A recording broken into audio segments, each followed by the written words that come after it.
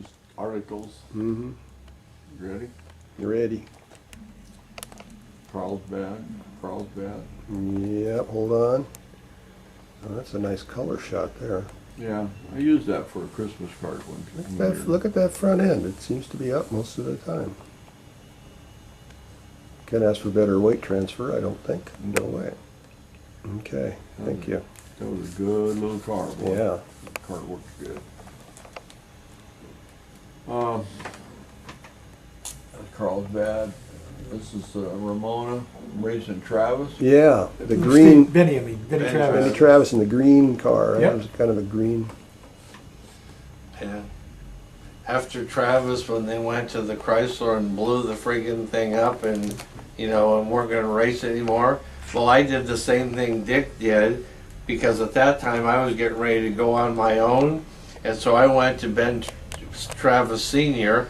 And, yeah, and he had already went and had the blower redone, and he had the injector redone. I didn't have a blower injector, so I went to Ben Sr. and I said, you know, can I buy this from you, but I don't have any money. Yeah, right. Yeah. So he gave me the Enderley injector, the blower drive, the blower manifold, and off I went, and I didn't give him a nickel. Yeah. And I went out to Carlsbad then and ran, and as soon as I won some money, I gave him $50 here, $100 there.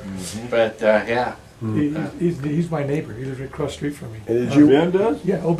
The one on Really? Oh yeah, he's passed away now. And we need to talk about this picture. Yeah, talk Wait a about minute. that We need to later, talk yeah. about this picture. This is the one. Yeah. This is Bill Trailer Yeah. right here. Yeah. And see, one of the few times Lechien is late. You know, Oh, yeah. you can see. Look at that. But he didn't win this race, though. He didn't? He did win this race. He did win This it. is the final round of Top Eliminator. Yeah. And this is Bill Trailer Yeah. and his car that you know, I worked at the Schneider's at the time, and that was the final round. But Dick drove around him Wow. to win the final. Wow. What he isn't telling you is that I knew I could do that, and that's why I waited. But Really? the funny thing is, though, as it turns out, Trailer's car actually ran pretty good on this run. It actually ran pretty good. It ran better than I expected. Yeah, exactly. So it wasn't a deal where he drove around him in the first 50 feet. It was like about 1,000 feet. Yeah. Good story.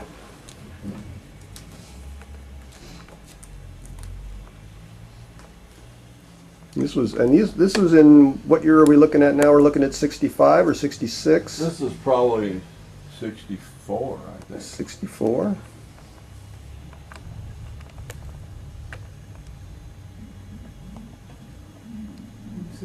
Never puts a year, does it? Yeah. They should put a date up at the top someplace. On that page? Nope, they got cut off, looks like. Okay. Yeah, do you remember the old Imperial cam? Yeah. I had one of those too. Yeah. Well, I had a Howard cam when I really went fast, and Crowder kept bugging me, you know, you got to change that, you got to change that, you got to change that. Go, let me have it, I'll rewrite it. Well, I rewrite it. I never would give it to him. And finally, he got it from me. Lower right, is that you against the Hawaiian? Yeah, It is. Who won? I think the Hawaiian. Mm. I don't remember ever beating him, let's put it that way. You're out in front. You're out. I Well- never had much luck against the Hawaiian either. We're no trying. no matter who drove it. Yeah, we're trying, but I don't think we were beating him. Yeah, I don't think I was either. It didn't matter what Snively drove it. It didn't seem to matter, you know. In fact, I raced Snively at Bakersfield in the second Okay. round. I raced Perdomo in the first round and beat him. Raced Snively in the second round, left on him. He just drove around me like I wasn't even there. Well, I got a call from Greer Black and Perdone was the dominant car. And I got a call from one of the guys that worked on that car one day, because if you remember, some of them, they had some affiliation with Crowder, but it was just clutches. Yeah. And he told me, he said, if you want to know what the secret is, because they had pissed him off, I'll meet you at Crowder and I'll tell you. And I said, okay. So I meet him down there, right? And he gives me the entire clutch setup for Keith Black and Perdone's car. And so I go back, and Lee and I get our spring testers out and everything. We get the clutch all apart, and we do it just like he said. We get all done, and I said, Lee, there's a mistake. There's no way this will work. This clutch will not even turn the motor over. Exactly. And he says, well, why don't we put the washers back in it then? And I said, okay. So we put the fiber washers back in, and we had a little clutch pressure. So we go to Carlsbad. I make a pass. I ran a 782, but sparks flew out of the car and the lights. I thought the thing blew up. And I come back, and I could push the clutch in with my finger. And I told Lee, I said, we're done. We got no clutch. And he says, well, we need to make the first round. We need to go for the first round money. And I said, all right. And he says, so we decide we're going to go for the round money. And then pretty soon he says, well, what if it turns the motor over and it starts?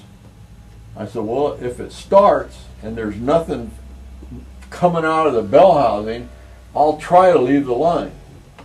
And he says, okay. So it didn't want to, but it finally turned the motor over and started turning the motor over, and I flipped the switch and it lit. So I thought, well, you know, I'm looking, you know, because I don't want to cut my feet off. And I'm looking. Nothing seems to be coming out. So I rolled up, and I think, I don't remember who I was racing, but he was a bad guy. And anyway, I hammered it. And I ran a 732. I just blew his doors off, right? And I go, wow, that was the clutch deal, you know? But the problem was, now you had to go back in and readjust the clutch. Well, we weren't ever used to doing that, you know? I mean, you'd have to pull the motor in our thing to do that, you know? Yeah, there was no, so we were done. We couldn't make another round. The clutch was just laying there like a limp salad, you know? It was done. It was over with. But I went the quickest I ever went with that car, you know. But see, those guys, they had all that figured out.